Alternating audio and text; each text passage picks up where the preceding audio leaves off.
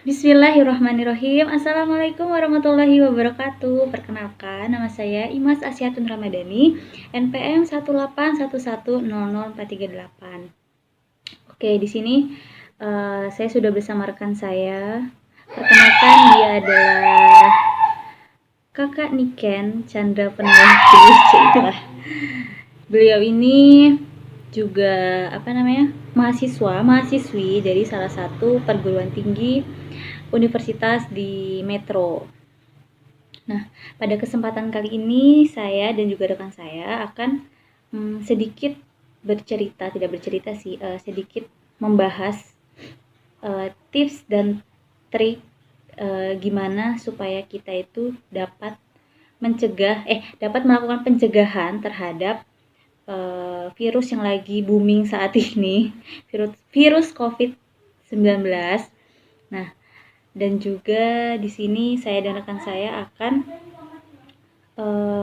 menceritakan bagaimana dampak apa yang sudah dialami oleh beliau. Nah, langsung saja kita akan tanyakan kepada beliau. Jeng jeng. Sudah ada.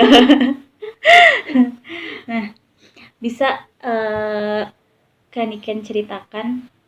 Kaniken udah berapa lama sih ada di rumah? Dari mulai surat edaran yang udah berlaku dari pemerintah untuk dianjurkan untuk diliburkan di rumah?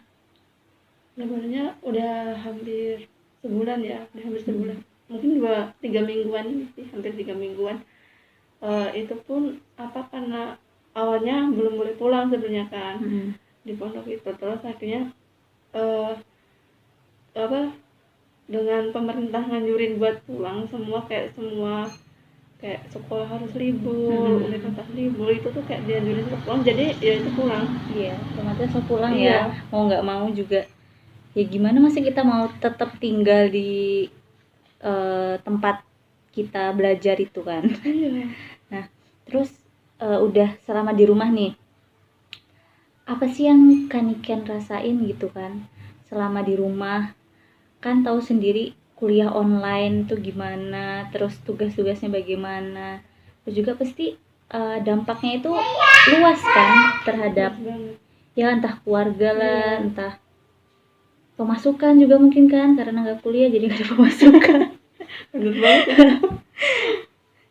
Coba bisa kan Ikan ceritain? Kalau aku pribadi sih, kalau kuliah online itu sangat kayak ya capek sih matanya ngelihat ke layar, bener banget kan kayak mata kita udah mini banget kan ya Allah, lelah banget lelah gitu. apalagi kalau udah sampai pagi ke sore, aduh mantengin laptop terus, itu bener-bener nggak kuat. Itu yang nggak bikin kuat sih, sama kayak jelasinnya juga mungkin lebih beda gitu, nggak mudeng gitu, banyak kan nggak mudengnya ketimbang mudeng.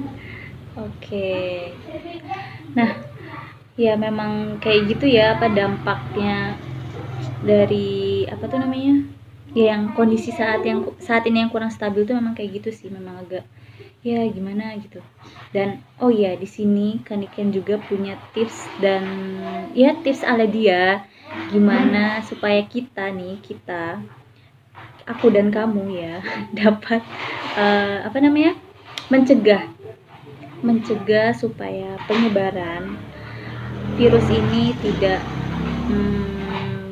berlangsung lama. Dan ya kita gimana nanti menurut Kaniken ini tipsnya bagaimana nanti selanjutnya saat ini akan kita dengarkan bagaimana tips dari Kaniken. Oke, Kaniken gimana sih tipsnya itu? Kalau tipsnya itu yang pertama itu kita mending ikutin anjuran pemerintah buat di rumah aja. Jangan keluar rumah tanpa ada keperluan yang penting banget, kecuali kalau emang penting banget pengen keluar ya udah keluar, tapi dengan catatan ya bisa jaga jarak sama orang lain, tidak usah berjabat tangan ataupun apalah yang memang nggak penting, itu janganlah, intinya jaga jarak juga di antara kita gitu. Terus cuci tangan, rajin-rajin cuci tangan aja gitu. Minimal nih kan sehari tuh, ya nggak sehari sih, kita kalau bisa tuh 30 menit. Iya, 30 menit itu Ya itu Kita cuci tangan ya. Iya. Oh ya kan perlu nggak sih kita tuh di rumah tuh harus mencuci tangan setiap detik? Nah, jangan detik lah, menit lah kali ya. Perlu menurut aku karena kita juga harus, walaupun di rumah pun kita tetap jaga kebersihan, kayak pola makan pun, bahkan sama keluarga kadang juga harus perlu jaga jarak juga sih ya, karena Benar-benar. memang buat apa ya, buat wanti-wanti gitu, buat was-was biar ya apalah nggak terjadi di keluarga kita gitu. Dan itu tips dari saya. Ya itu ya guys ya.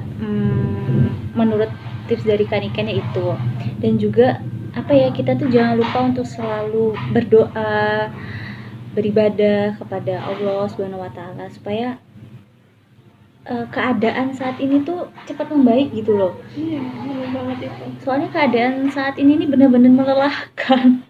Melelahkan dan meletihkan. Soalnya pasti juga pengeluaran pedagang, terutama pedagang ya, pedagang kecil kayak gitu kan pasti pendapatannya ini kan minim sekali ya. Apalagi situasinya kayak gini. Ya, semoga kita sama-sama berdoa keadaan ini cepat membaik dan juga cepat pulih, apalagi mau masuk Ramadan.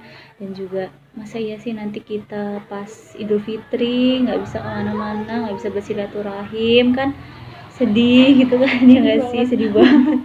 Kayaknya nggak ngebayangin gitu bakal di situasi saat ini gitu loh. Ya mungkin itu saja yang dapat saya dan rekan saya sampaikan, semoga itu dapat bermanfaat bagi teman-teman semua. Kita akhiri.